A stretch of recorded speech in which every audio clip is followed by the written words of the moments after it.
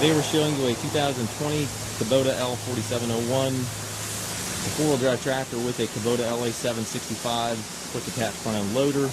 Tractor has just under 200 hours on it. It's a very clean unit. It does come with a balance of the factory warranty, which I believe runs into 2026. Very nice tractor. Again, paint's in great shape. Mechanically, the tractor does everything it's supposed to.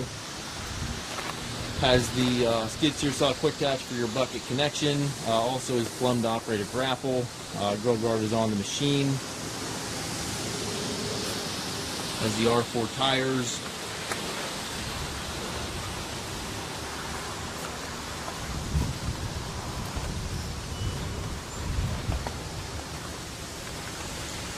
Top link stabilizer bars and drawbar all with the machine. Still see the ridges there on the treads. The tires barely show any wear at all. So very close to a new machine here. It does have the gear transmission, 4 gears, and then high-low range back here gives you a total of 8 speeds, and then the Shuttle you can go forward and reverse in each of those gears. And again, very nice, very clean tractor. If you take trades, we do offer financing for qualified customers. We also can arrange delivery here within the U.S.